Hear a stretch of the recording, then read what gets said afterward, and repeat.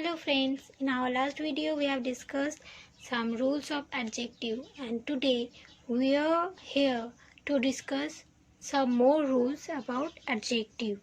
Okay, so let's start that. Next rule, ठीक है, यहाँ पर हम यूज़ करें नेक्स्ट रूल देख रहे हैं तो वहाँ पर हम जैसे कुछ वर्ड्स हैं एब्सोल्यूट, एब्सोल्यूट, फिर है एंटायर, यूनिक, यूनिवर्सल, ये सब वर्ड जो है ये सब वर्ड्स जो मतलब ये सब वर्ड जो हम यूज़ करते हैं ये इसके साथ कोई कंपैरिजन नहीं होता है। ऐसा कोई मतलब कोई ये adjective don't admit any comparison. Okay, इसीलिए ये हमेशा पॉजिटिव डिग्री में ही होता है। ये एब्सोल्यूट, एंटायर, यूनिक, यूनिवर्सल और भी बहुत सारे जैसे कि एक्सट्रीम, फिर है सुपेरियर, फिर परफेक्ट, ऐसे बहुत सारे वर्ड्स हैं। ये सब वर्ड्स जो है इन सब का एडजेक्टिव जो है ये इसका डिग्री चेंज नहीं होता क्योंकि ये खुद ही इसका ना कंपैरिजन होता है ना कुछ होता है। इसका ये हमेशा पॉजिटिव डिग्री में ही रहता है, ठीक है। तो फिर इसका एक एग्जांपल लेते हैं। जैसे कि किसी बिल्डिंग के बारे में बोल रहे हैं हम, तो फिर हम बोलेंगे दिस इज द, कोई बिल्डिंग यूनिक है, ठीक है, तो लिखेंगे this is the unique building, this is the unique building that I have seen, that I have seen। तो यहाँ पर हम लिखे हैं this is the unique building that I have seen. तो देखिए यहाँ पर this is the unique building जो हम लिखे हैं यहाँ पर हम कंपेयर नहीं किए किसी के साथ, ना किसी एक के साथ ना बाकियों के साथ। हम लिखे हैं this is the unique building, ये यूनिक बिल्डिंग है जो हम देखें, अभी तक देखें। तो ये यूनिक जो है ये पॉजिटिव डिग्री में ही है, इसको हम सुपरलेटिव या कंपैरेटिव डिग्री में चेंज नहीं किए, ये हमेशा पॉजिटिव डिग्री पॉजिटिव डिग्री ही रहेगा। उसी तरह absolute, entire, universal, extreme, superior, perfect ये सब जब यूज़ होगा तब भी ये पॉजिटिव डिग्री में ही रहेगा, ये चेंज नहीं होगा, ठीक है। फिर हम नेक्स्ट रूल देखेंगे। तो देखिए ऐसा जैसे नाउन दो एक साथ यूज़ किया जाता है, प्रोनाउन एक साथ दो यूज़ किया जाता है, उसी तरह एडजेक्टिव भी यूज़ किया जाता है। तो जब दो एडजेक्टिव्स हैं, two adjectives they qualify the same noun, तब क्या होता है, तो देखिए दोनों का जो दो मतलब ये एक एडजेक्टिव हुआ और ये दूसरा एडजेक्टिव हुआ और ये दो एडजेक्टिव सेम नाउन को क्वालिफाई करता है। तो ऐसा अगर होता है तो दोनों का डिग्री सेम होगा। अगर ये पॉजिटिव होगा ये भी पॉजिटिव, ये कंपैरेटिव ये भी कंपैरेटिव, ये सुपरलेटिव ये भी सुपरलेटिव, तो ये इसमें डिग्री चेंज नहीं होगा, डिग्री दोनों का सेम ही रहेगा, दोनों का डिग्री अलग नहीं होगा। तो ऐसे हम एक एग्जाम्पल ले रहे हैं, ही इज वाइजर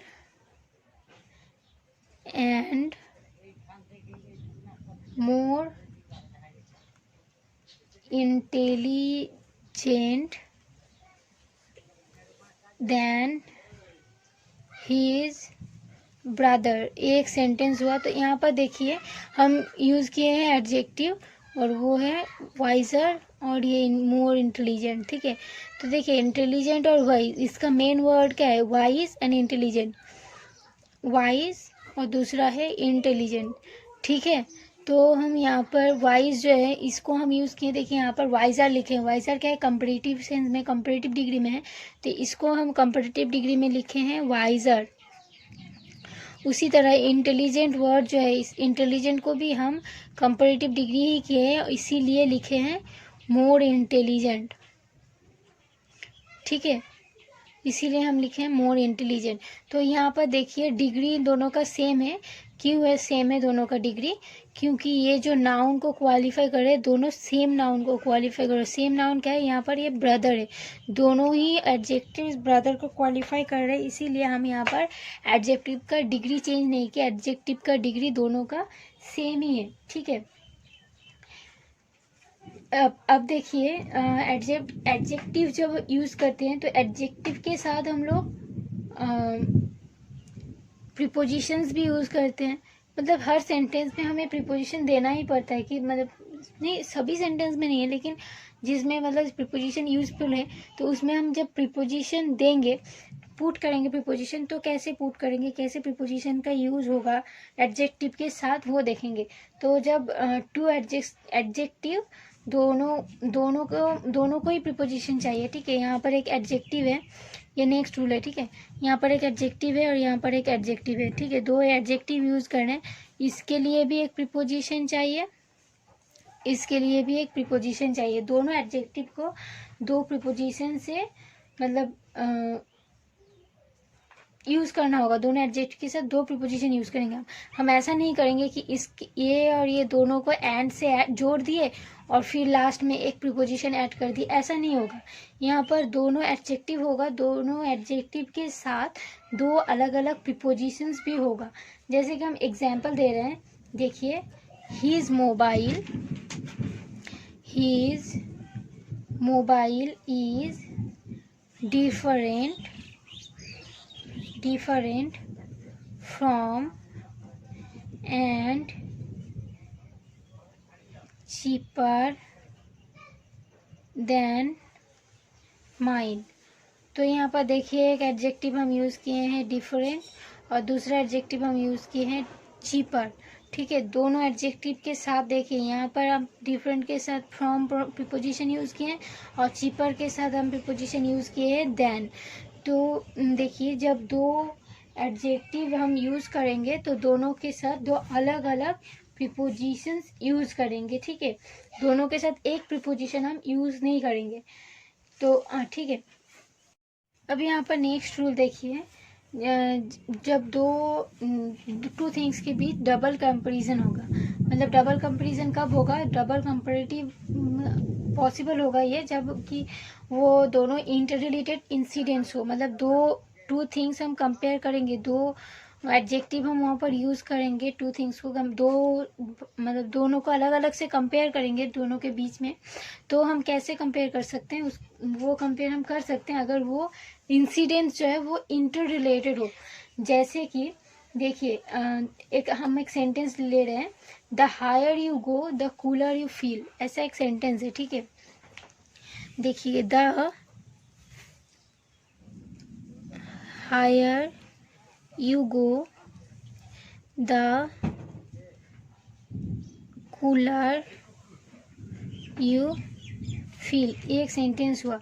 तो यहाँ पर देखिए, the higher you go the cooler you feel, दोनों को हम कंपेयर कर रहे हैं, लेकिन दोनों के बीच टू अलग अलग कंपेरिजन यहाँ पर हो रहा है, लेकिन दोनों के बीच लिंक है, दोनों इंटर रिलेटेड है। The higher you go the cooler you feel, आप जितने ऊंचाई पे जाएंगे आपको उतनी ही ठंड, मतलब वहाँ पर ठंड महसूस होगी। तो ये दोनों, मतलब अगर आप ऊंचाई पे जाए तो ही आपको ठंड महसूस होगी, अगर आप ऊंचाई पे ना जाए, आप नीचे ही रहे, तो आपको उतनी ठंड महसूस नहीं होगी, आपको जैसा वेदर है वैसा ही फील होगा। तो ये दोनों को हम कंपेयर कर रहे हैं, राइट।